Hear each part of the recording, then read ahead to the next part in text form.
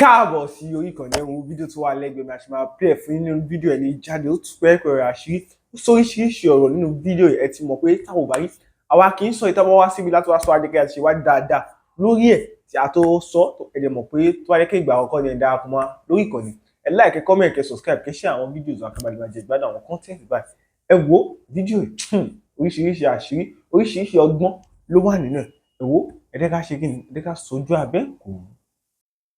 You can see that she's making money from it.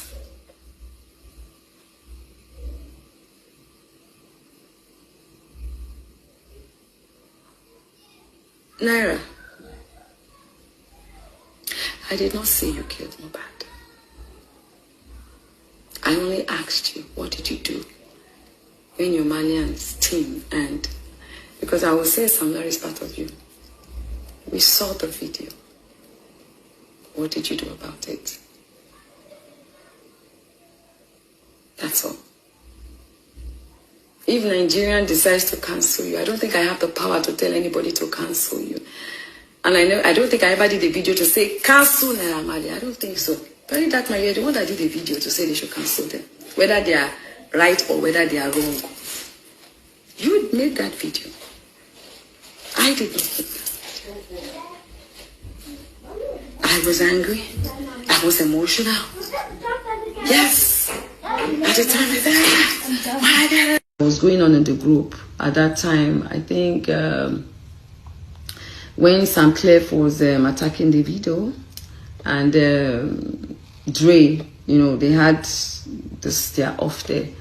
And I left the group then because I was like, I don't understand the fight. At that time, I already even made up my mind that I was not getting involved with the Justice for Mohbad again, because then there was too many distractions. There was the DNA issue, there was the CCTV issue, there was this issue, there was, you know, Baba Mohbad and Wumi's issue. Like, it was just a whole lot. And I said, well,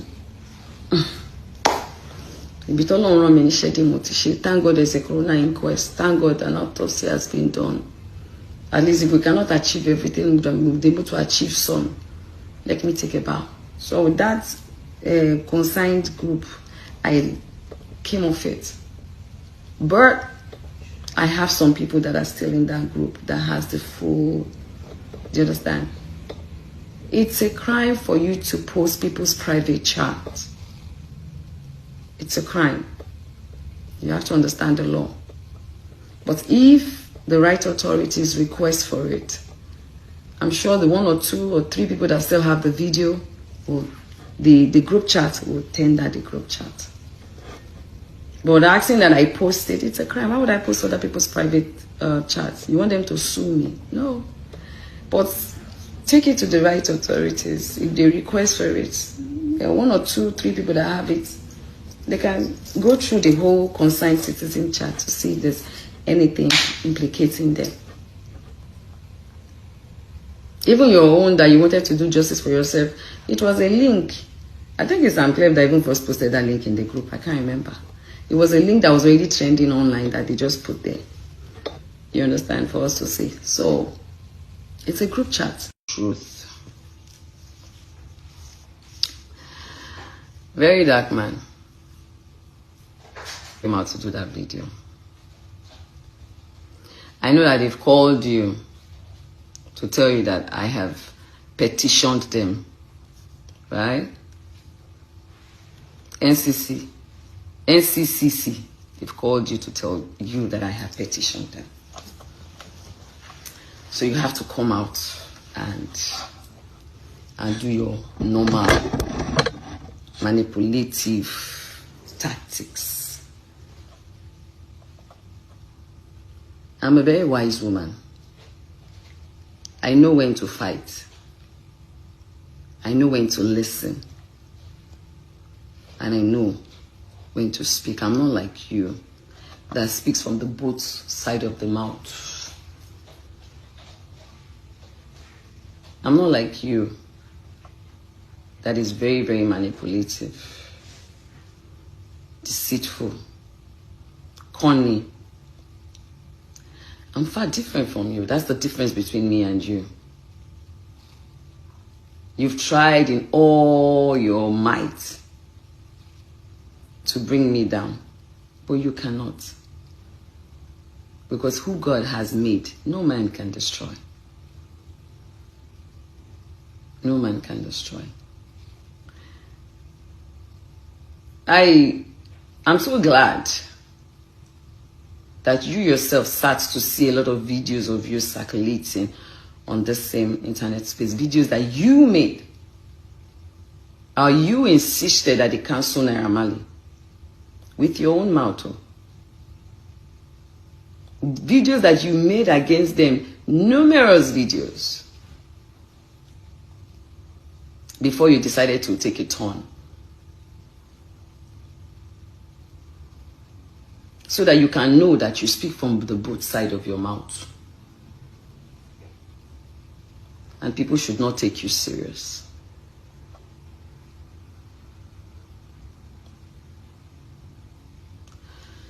Guys, let me go straight to it. So, yes, I was invited by the, police people? They call them the National Cyber Bullying stuff, right? And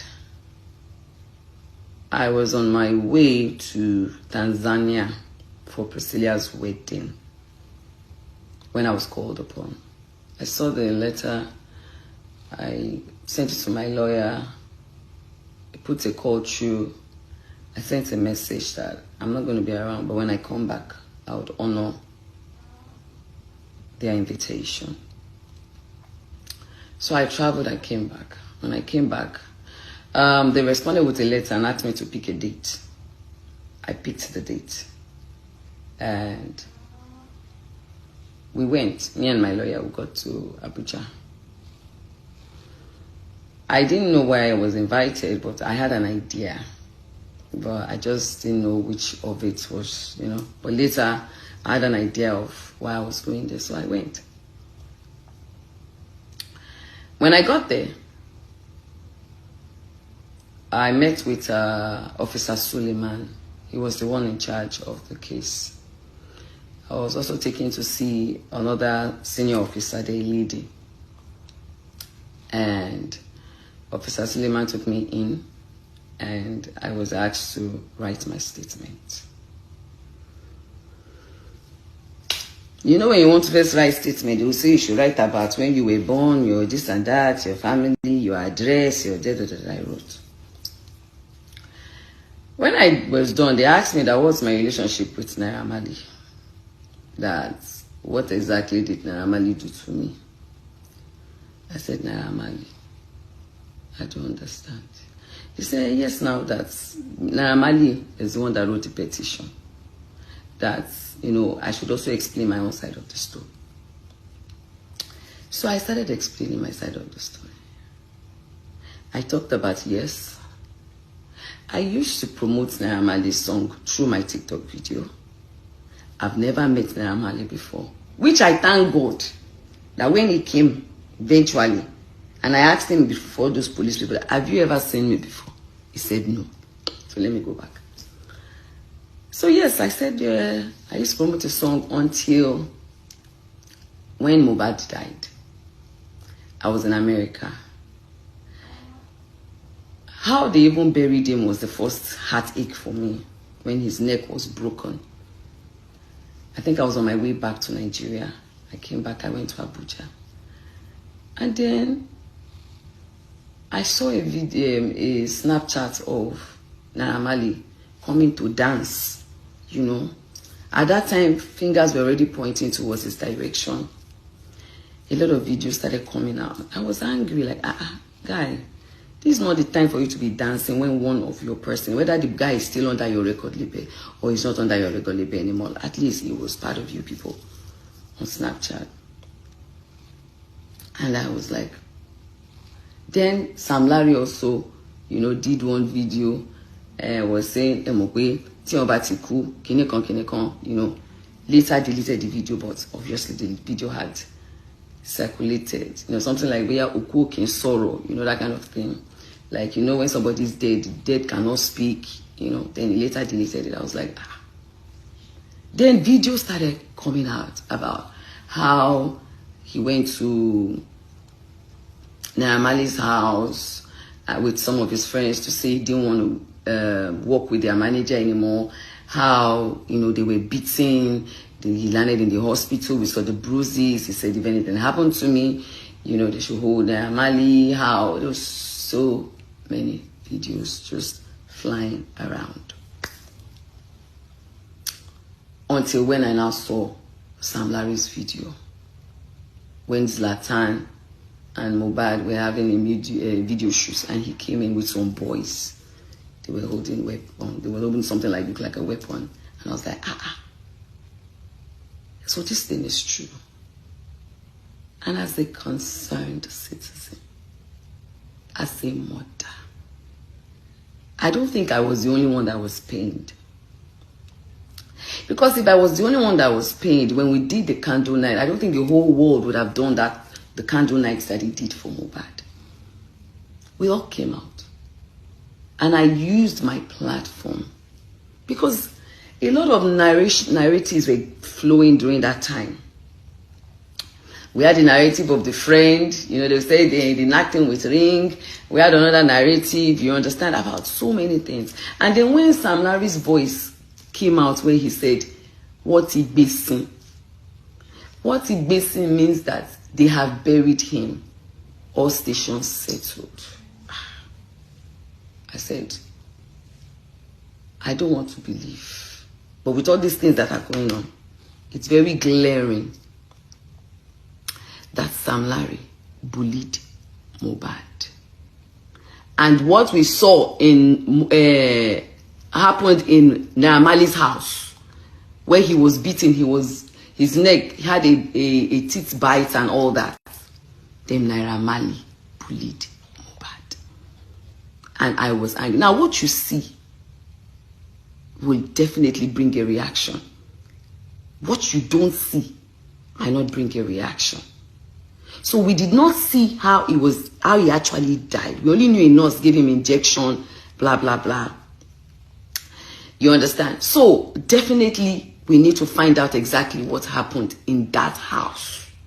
Even though me and some of we concerned people are angry with all the videos that we were seeing about the bullying. And he also wrote a petition. And he sang it in his songs. And he wrote it on Twitter. He put it there on Twitter. The Twitters are there. Internet never forgets. It's not like we just saw only those videos. Though. When Mohbad was alive, he put them on Twitter. He did videos mentioning Naira Marley's name, the Malian's name, and Sam Larry's name. They are there. So that is one thing.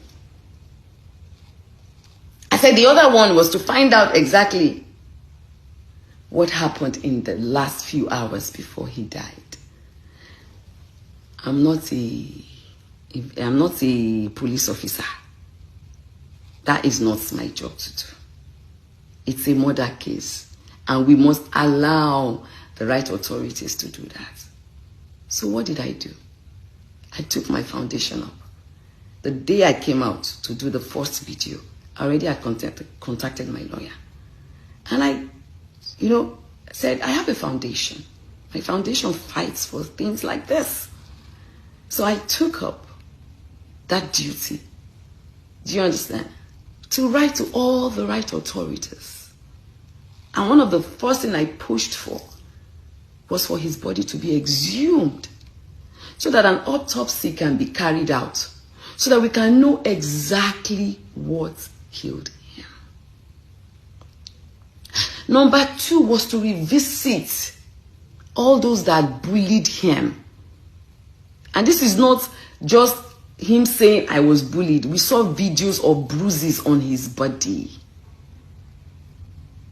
We saw when Sam Larry came in to say, oh, Nikurumbi Bailini. And after that, we saw a video of bruises on his head. And someone said, see what Sam Larry did to Mohbad. So, are we supposed to just ignore all those videos and act like it doesn't exist? or it never happened, a boy died. It's one thing for you to beat a boy, and the boy is still alive, that can fight for himself. And it's another thing for you to beat a boy, and a few months later, the boy is dead, and this video comes out. You will, any sane country would want to visit it. Except you people are telling me that bullying is okay. That was the second thing. The third one was so that he gets a befitting burial. Because myself and a lot of people were concerned about the way he was buried. His neck was broken. And so I wanted them to make sure that he gets a befitting burial. The fourth was that he was crying when he was alive, that his royalty was not given to him. So I also wanted the government to look into it, to help see that his royalty can be gotten and given to his family. At least he has a father, a mother, a son, and a wife. I don't know whether these things I did were wrong. That was what truly happened. So I'm still coming back. Oh, let me finish. So they asked me to write everything I know down, and I wrote. Then they brought out a video, a 3-second video of where I said, Naira Marley, this is not London, where you think you can do and get away with anything. They said I accused him of murdering Mohbad. I said no. I said this is a 3 seconds video. I said unfortunately this video has been for a while now, so I can't remember word for word, but I know that in this same video, me, I'm a Yoruba woman. The problem that I was saying was that you guys cannot kill this guy emotionally, spiritually, and physically because of the bullying. Not physically, Daddy, mentally rather, because of the bullying. Right? They said, okay, I should write it down. I wrote it down. My lawyer now said, you cannot base your judgment on a 3 seconds video. This video was very long, so we need to watch everything. And I said, because in this same video that people are claiming, I said it that. I said, le pasaye, can you call my long? I said, me, I'm a Yoruba woman. Do you understand? And that is how we speak. I said, but in the same video, I said, I'm not saying you're the one that killed him. I'm talking about the bullying. That, okay, if you did not bully him, and your Malians were bullying him, and Sam Larry was bullying him, what did you do? I said, you need to come and explain what you did. I said, at least I remember some of the words. Because at that time when I was there, I have not even watched the video in a very long time, but I could remember what I had said. I said, but if I had concluded within myself that Naira Marley was the one that killed Mohbad, I would not have written a petition to ask that his body be exhumed now. There would have never been anything like coroner inquest because he was already buried, cemented, safe. When I'm not mad, me I will know. Iyabo, they come. So, I said, hey, oh yeah, speak. The media person wanted to start recording. I said, no, wait, don't record though. Because I don't want this to be all about me. We came here to help this boy. But whatever he has to say that is related to my children or myself, let me hear it personally first. Because I don't want to mix it up. Because that time it was justice for Mohbad. Right? So he said that Festus came to the house with Mohbad's manager, who was then Naira Marley's former manager, the lady, S.I., if I'm not mistaken with her name. Then Festus' drink was spiked. I said, spiked as at how? He said, yes. There's something that they call, I'm trying to remember the name of the thing, or M something, I don't know. you know, like it's a drug that they put it in drinks and in foods and in everything, that they did it to them, that they do it as a normal thing there. I said, was Festus aware that they put some? He said, no, now normally nobody's always aware. It's only them that live in their house that know about it. So when Festus drank that thing, Festus started acting funny, was dozing off. And they wanted to record him, so he stood in front of them and said they should not do that. They wanted to collect his phone, but he took the phone on their behalf, and they were laughing, they were making jest of him while he was, you know, trying to get himself. And then he dozed off at a point, but he tried to make sure that, you know, they did not record him. He tried to make sure that, you know, he collected his phones. One side of me was like, maybe because at that time the Displast had mental health. I was like, okay, maybe because this boy has mental health, he doesn't know what he's saying. You know, maybe he's just talking. One side of me as a mother was very, very angry. But I didn't want to be distracted. I wanted us to at least administer the help we came to do. So I said, okay, you know what? Festus is doing fine, is in Turkey. I'll see to it. But right now, let's see to you. What is your story? And I told him, don't talk about Festus, let's talk about you. Then I asked that the camera starts rolling. And then that was when he did his interview. We went live, we did everything. Immediately he said what he had to say. The mom said what they had to say. The brother, everybody. I called on a doctor who handles cases that have to do with, you know, drug-related mental health. He works with the Lagos State government and he has his own private hospital. And I've known him for years. I think I brought him on my show before. Good Mind. And I called upon him to say, sir, please. Because of my foundation, a lot of young ones that I see out there that we help, I always refer them for treatment. That's my